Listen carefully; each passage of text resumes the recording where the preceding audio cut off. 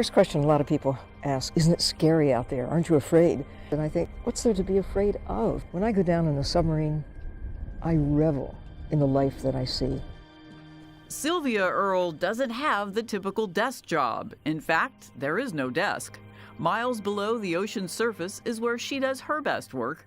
She's an oceanographer, explorer, and advocate for all things related to the sea. To speak for those creatures who can't speak for themselves. She gets that set look, and then she's, there's no changing her mind, and she gets that. She is pretty much fearless. Sylvia doesn't like to think of herself as brave, but how else do you describe someone who has spent more than 7,000 hours underwater?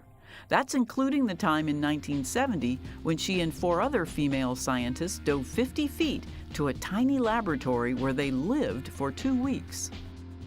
The Tektite structure itself was home base, a place where you could get a shower, you could cook, you could change clothes, there were microscopes. It really was a laboratory. But the real advantage was the gift of time, to be able to stay in the ocean for prolonged periods of time without going back to the surface. And it made such a difference getting to know a piece of the reef very well. By the time it was over, the Aqua Babes were nationwide celebrities. It was a different perspective for me as a scientist to be treated like a rock star. It was just the first of many record-setting missions for Sylvia. In 1979, she dove 1,250 feet and walked the ocean's floor, untethered, for over 2 hours. While doing so, Sylvia looked more like an astronaut than a marine scientist. The parallels were clear. Space was not the only unexplored frontier.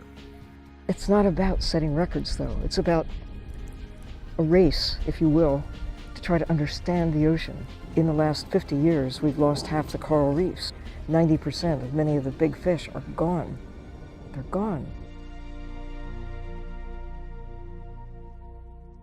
Sylvia is one of the ocean's greatest defenders. This dedication has made her a kind of underwater royalty, nicknamed her deepness. I think the one that kind of stuck from when I was at NOAA and made such a fuss about the fish, they started calling me the Sturgeon General. Sylvia is referring to her days as chief scientist for the National Oceanic and Atmospheric Administration. Working for the government wasn't what she expected. She really went in thinking that she was going to be able to make a fundamental difference in Washington. And it just, it was just a frustrating experience. Some of the guys were telling her, well, you can't wear that color, you can't wear that jewelry. And she wasn't being respected as a scientist. And she eventually decided that she could be more effective from the outside than within. From then on, Sylvia called her own shots. In 1992, she formed Deep Ocean Exploration and Research. Now run by her daughter and son-in-law, the company designs and builds submersibles, miniature submarines that can take Sylvia and other scientists deeper than scuba gear ever could. I love the submarines that enable you to go down and actually be a part of the ocean. Wherever Sylvia goes next, she wants others to join her in the Ocean Explorer. This includes diving 3,200 feet for a view of what she calls the blue heart of the planet.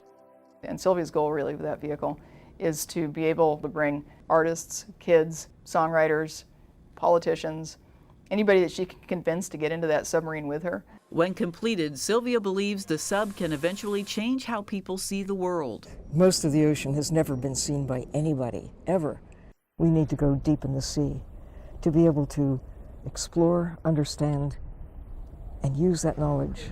Another way Sylvia is helping others understand the sea is through Google Earth. The alliance was formed after a slip of the tongue to one of its top executives. I said to John Hankey, you should call it Google Dirt. And I didn't mean to say it, it just popped out. Sylvia's comment was a lightning bolt to the company. Google Earth had mapped land all over the world, but not water. To fix that, they joined forces with Sylvia. Like a seiche, almost a tidal wave. She's got just a sort of way about her that makes you want to help her achieve her mission and really re-examine why we love the ocean. So far, Google Earth has been downloaded more than 1 billion times. You can explore, find interesting content, and really start to understand what's going on in the ocean. The same week the new Google Earth debuted, Sylvia stood atop her biggest stage yet. Each year, the prestigious TED Conference gives awards to top thinkers in the fields of technology, entertainment, and design. As a winner, Sylvia was given $100,000 and 20 minutes to speak about the ocean. She calls it the talk of her life. Nothing else will matter if we fail to protect the ocean. The audience was so captivated, she was able to raise an additional $17 million to fund her effort to protect the ocean. People now know what's at stake. Knowing is the key. If you know, you might care.